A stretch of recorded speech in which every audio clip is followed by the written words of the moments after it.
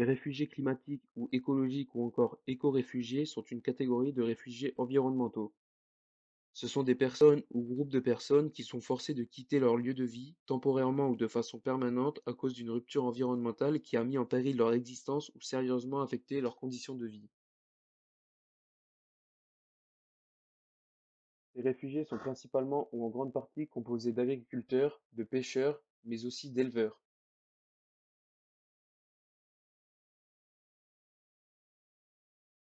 Ce sont les photographes et journalistes du collectif Argos, basé à Paris, qui avaient commencé leurs investigations sur ce sujet en 2002, qui semblent avoir diffusé l'expression réfugié climatique ou qui l'auraient utilisée en France pour la première fois. Les causes principales et classiques du phénomène sont notamment la désertification, la déforestation, la salinisation, l'érosion, l'aridification, une catastrophe naturelle ou plusieurs problèmes de toxicité du sol, de l'air ou de l'eau qui conduisent à la disparition de ressources vitales et d'épidémies et de famines.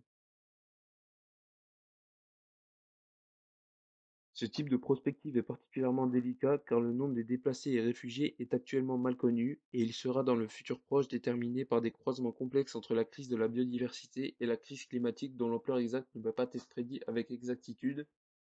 mais aussi en fonction du contexte géopolitique et par exemple des actions locales préventives d'adaptation au changement climatique. L'estimation du nombre futur de réfugiés écologiques et climatiques doit être utilisée et présentée avec beaucoup de prudence car pouvant grandement varier selon les scénarios géopolitiques retenus.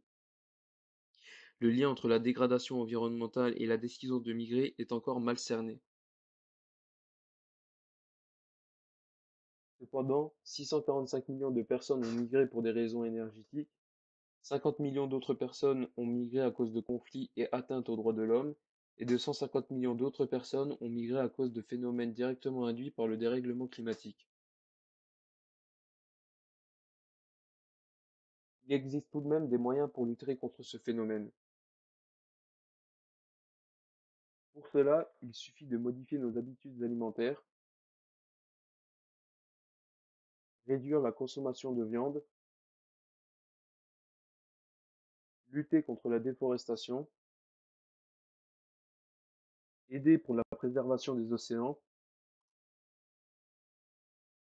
consommer de l'énergie propre et réduire un maximum les consommations, trier les déchets, passer à l'énergie circulaire, utiliser des moyens de transport doux et compenser nos émissions en carbone.